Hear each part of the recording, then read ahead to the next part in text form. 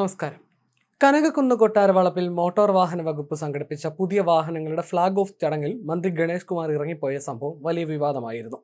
പുതിയ MVD വാഹനങ്ങളുടെ flag off ആയിരുന്നു ചടങ്ങിൽ നടക്കേണ്ടിയിരുന്നത്. സംഘാടന പിഴവിൽ മന്ത്രി അതൃപ്തനായിരുന്നു. ഈ സാഹചര്യത്തിൽ കമ്മീഷണറേറ്റിലെ അസിസ്റ്റന്റ് ട്രാൻസ്പോർട്ട് കമ്മീഷണർക്ക് കാരണ കാണിക്കൽ നോട്ടീസ് നൽകി. വിശദീകരണത്തിന് ശേഷം നടപടിയുണ്ടാകും.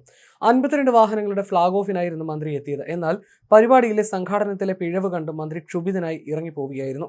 ചടങ്ങിൽ മോട്ടോർ വാഹന വകുപ്പ് ഉദ്യോഗസ്ഥരുടെ പ്രാതിനിധ്യം കുറവായിരുന്നതിലും മന്ത്രി അതൃപ്തി പ്രകടിപ്പിച്ചു. സംഘാടകരുടെ വീഴ്ചകളടക്കം മന്ത്രി വേദിയിൽ തന്നെ തുറന്നു കാട്ടിയാണ് ഇറങ്ങിപ്പോയത്. ഉത്തരവാദികളായ ആളുകൾക്കെതിരെ നടപടിയെടുത്ത ശേഷം ചടങ്ങിന്റെ ഉദ്ഘാടനം വീണ്ടും നടത്തുമെന്നും ഗണേഷ് കുമാർ ഇന്നലെ പറഞ്ഞിരുന്നു. ഇതിന് പിന്നാലെയാണ് ഇപ്പോൾ അസിസ്റ്റന്റ് ട്രാൻസ്പോർട്ട് കമ്മീഷണർക്ക് കാരണം കാണിക്കൽ നോട്ടീസ് നൽകിയിരിക്കുന്നത്.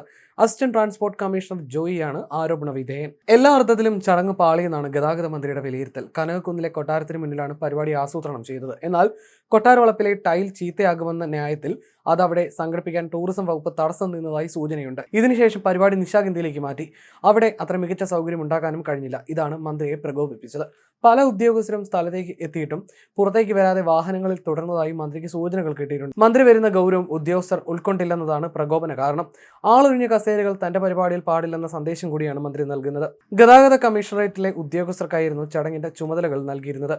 ഗതാഗത കമ്മീഷണർ ഇപ്പോൾ പരിശീലനത്തിനായി അവധിയിലാണ്. അതിനാൽ അഡീഷണൽ ട്രാൻസ്പോർട്ട് കമ്മീഷണർ പ്രമോദ് കൃഷ്ണനാണ് ചുമതല. അദ്ദേഹം ഒരു യോഗം വിളിച്ചു ചേർത്ത് അസിസ്റ്റന്റ് ട്രാൻസ്പോർട്ട് കമ്മീഷണർക്ക് ചുമതലകൾ നൽകിയായിരുന്നു. ചുമതലകൾ അസിസ്റ്റന്റ് ട്രാൻസ്പോർട്ട് കമ്മീഷണർ നിർവഹിച്ചുമില്ല.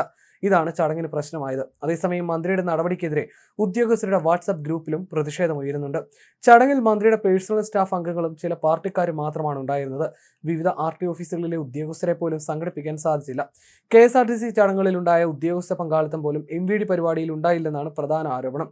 ഉദ്യോഗസ്ഥർക്ക് കൃത്യമായ കത്ത് നൽകാത്തതും പരിപാടിയുടെ ഗൗരവം ഉൾക്കൊണ്ട് ഓർമ്മപ്പെടുത്താത്തതുമാണ് പ്രതിസന്ധിയായത്.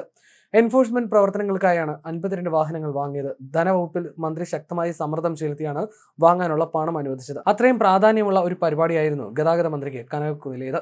ചടങ്ങിനെത്തിയത് തന്റെ പാർട്ടിക്കാരും പേഴ്സണൽ സ്റ്റാഫും KSRTC ജീവനക്കാരും മാത്രമാണെന്നും ഒരാളെയും പുറത്തുനിന്ന് എത്തിക്കാൻ സംഘാടകർക്ക് സാധിച്ചില്ലെന്നും ഗണേഷ് കുമാർ കുറ്റപ്പെടുത്തി. മോട്ടോർ വാഹന വകുപ്പിന്റെ പരിപാടിക്ക് ഉന്നത ഉദ്യോഗസ്ഥരും എത്തിയില്ല. ജീവനക്കാരെ കൊണ്ടുവന്നില്ല. പരിപാടിക്ക് നേതൃത്വം കൊടുത്ത ഉദ്യോഗസ്ഥനെതിരെ നടപടി ഉണ്ടാകുമെന്ന് പറഞ്ഞാണ് മന്ത്രി ഇന്നലെ തന്നെ പരിപാടി റദ്ദാക്കിയത്. 52 വാഹനങ്ങൾ കൂടാതെ 914 പോസ്റ്റ് മെഷീനുകളുടെ വിതരണ ഉദ്ഘാടനവും ഇന്നലെ കനകക്കുന്നിൽ വെച്ച് നടത്താൻ തീരുമാനിച്ചിരുന്നു. 52 വാഹനങ്ങൾ എത്തിക്കാനും പ്രദർശിപ്പിച്ച് ഫ്ളാഗ് ഓഫ് ചെയ്യാനുമായിരുന്നു പദ്ധതി.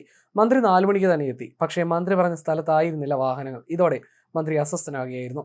സ്വാഗത പ്രസംഗം നടന്ന സമയത്ത് മന്ത്രി പലരെയും ഫോൺ വിളിക്കുകയും വാഹനം മാറ്റിയിടാൻ നിർദ്ദേശിക്കുകയും ചെയ്തു. പിന്നീട് ഉദ്ഘാടന പ്രസംഗത്തിലാണ് മന്ത്രി പരിപാടി റദ്ദാക്കിയതായി അറിയിച്ചത്.